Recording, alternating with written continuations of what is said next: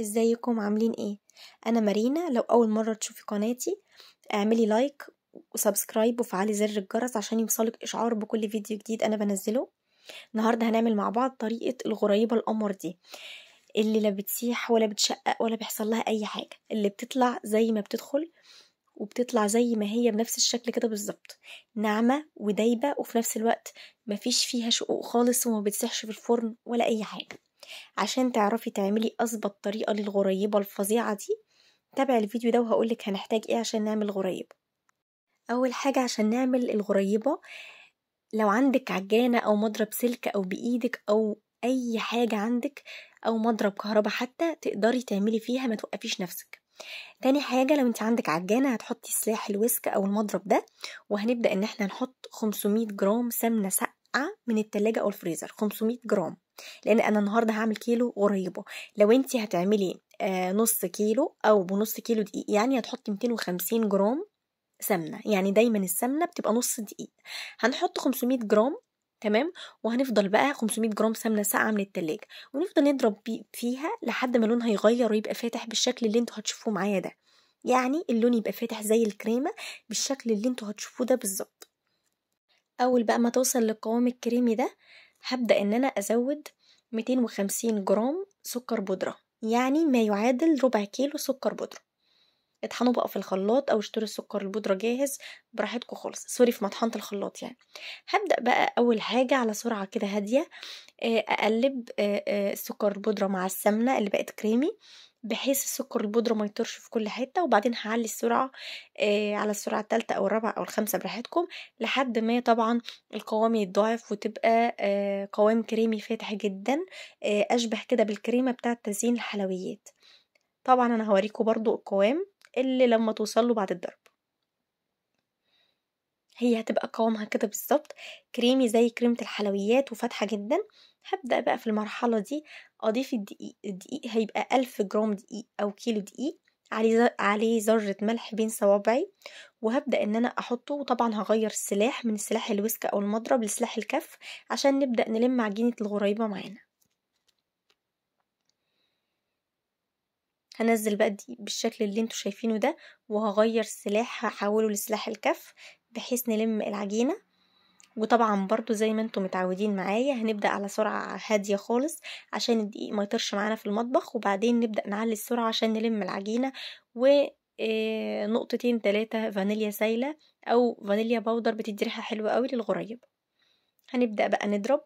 طبعا هي الأول هتبقى قوامها زي الرملة المبلولة كده أو قوام مفرفت كده شوية، وبعدين مع استمرار العجن هتتحول لقوام عجينة الغريبة اللي احنا كلنا عارفينه ومتعودين عليه. بس بقى خلاص هنكمل عجن وهوريكم لما توصل للقوام اللي أنا عايزاه. هي هنا هي خلاص بدأت العجينة بتاعتنا تتلم معانا، وخلاص العجينة بتاعتنا خلصت معانا. هبدأ بقى أعمل اختبار بسيط لعجينة الغريبة. هاخد قطعة وهفضل أكورها كده بين إيديا، وبعدين هحط كده صبعي في نص العجينة أو الكورة دي، هشوف لو ظهر حوالين الصوبع ده شقوق يبقى هي محتاجة حاجة بسيطة جدا من السمنة، لو ما ظهرش يبقى هي كده مظبوطة. هحط كده بقى صبعي وهتشوفوا في الفيديو دلوقتي وأنا هوريكم إن هو هيظهر زي شق كده بسيط خالص. طبعا هي كده محتاجة معايا سمنة، هنحط ربع معلقة سمنة، حاجة بسيطة جدا من السمنة. طبعا الشق دلوقتي هيظهر وهيبان. أيوه هو ده. طبعا هي كده محتاجة حاجة بسيطة من السمنة، هحط ربع معلقة سمنة وهعجن. طبعا مش العجن اللي في دماغكم يعني، لا هو عجن حاجة بسيطة يدوب. أنا بدخل ربع معلقة السمنة في عجينة الغريبة، وهعمل اختبار تاني وهوريكم قد ايه هي ناعمة وما عادش فيها شقوق خالص، وكده عجينة غريبة مثالية. بصوا بقى هنا، ولا شققت ولا اي حاجة خالص، هي كده عجينة غريبة مثالية مظبوطة جدا. خلاص بقى هريحها 5 دقايق، وبعدين هبدأ ان انا اشكل عجينة الغريبة معاكم بالحجم اللي انتوا تحبوه. وهنا بقى بعد ما انا ريحت عجينة الغريبة 5 دقايق هبدأ ان انا اشكلها في صواني مش مدهونة اي حاجة، لان طبعا عجينة الغريبة عبارة عن سمنة، فالصواني مش هنبقى محتاجين ان هي تبقى مدهونة اي حاجة خالص. هبدأ اخد كده كورة معاكم او قطعة، وهبدأ ان انا اكورها او اعملها كورة بين ايديا، وطبعا نحاول ان احنا بين كل ما ناخد من العجينة نغطيها عشان ما تنشفش من برودة الجو اللي احنا فيه. هبدأ بقى ان انا اخد قطعة وبعدين اكورها كده بين ايديا، وهبدأ ان انا احط عليها اي نوع مكسرات تحبوه، سواء لوز، بندق، يعني اي نوع انتوا تفضلوه.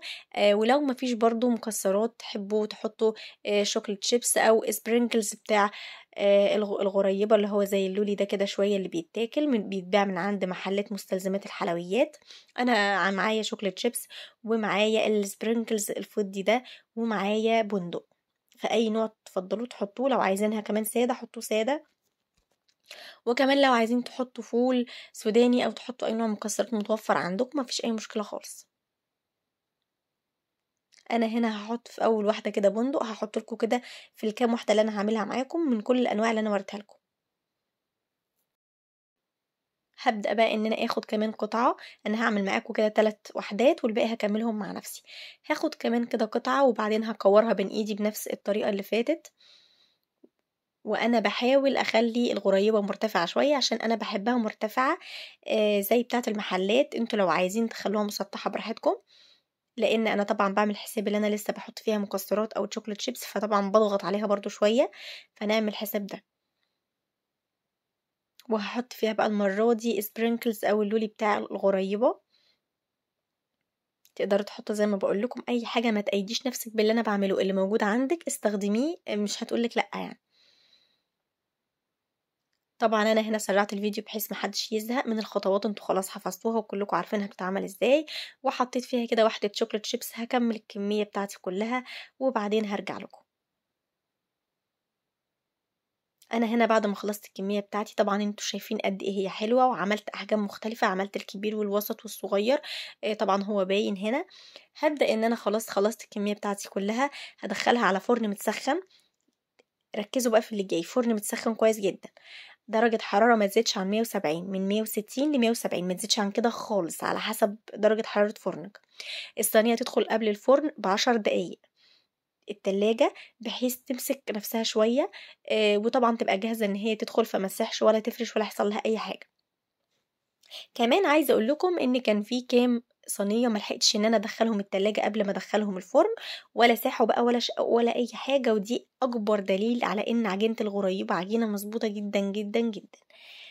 يعني حتى في صواني ما دخلتش التلاجة برضو طالعة زي الفل.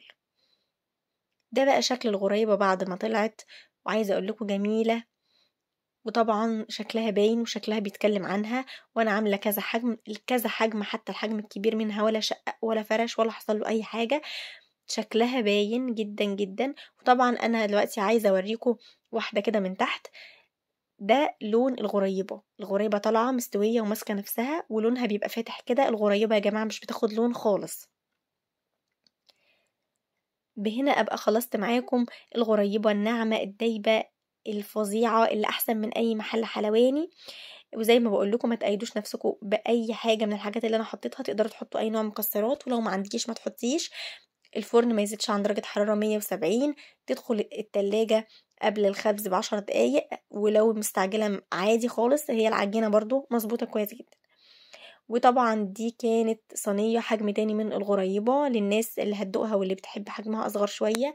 وطبعا انتوا شايفين انها لا فرشة ولا أي حاجة خالص، ولا سايحة ولا مشققة، وعجينة مثالية.